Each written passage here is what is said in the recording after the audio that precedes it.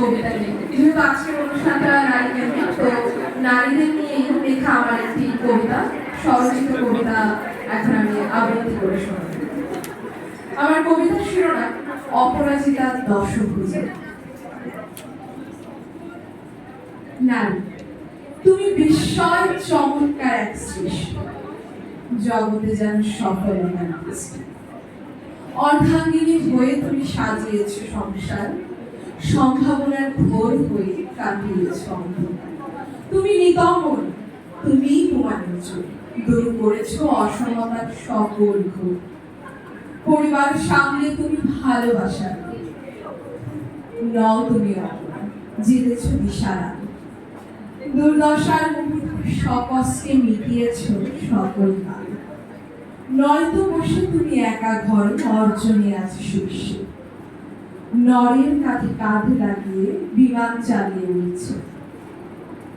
জাহাজখানে নাবিক হয়ে আত্মজার স্তর, সেই তো সময় ছিল একে কেউ করতো না দখল। দেশ রক্ষায় নেই পিছিয়ে, সগর্বে ঠাঁই লাগে। ধীরসী বিশ্বাসে মহিয়সী শক্ত সেনার পরিচ্ছন্ন। গবেষণার পাতা জিথা মানবীদের যশ, দিগন্তে যায় না লেখা সেই মহিমার চেষ্টা।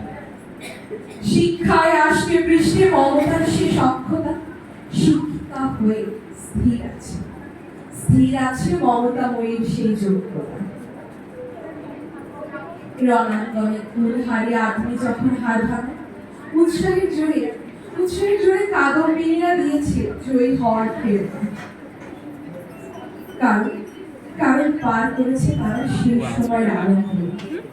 গর্বে ধারণ করেছ মাকে, কষ্টে নাকি ঝুঁজেছ আজ। ডাক দিতে মা করেছে দেরি, শুনতে আমায় ধর্মী তো আরি। সকাল কিংবা সন্ধ্যা রাতে ঘুম পাড়িয়েছ তোমার ওই জীর্ণ হাতে। শিক্ষায় জাগ্রত হয়ে হয়েছ রোকেয়া, ইংরেজ তারাতে নির্ভয় প্রীতিলতা। দশভুজার মতো ঘরকন্যার বিস্মৃতি ছাপ রেখেছ খেলার। দেশকে করেছ দেশের সেরা, জয়ী করেছ ফুটবল কিংবা ক্রিকেটের খেলা। দশের বোঝার সামনে তুমি সর্বগুণে গুণান্বিত।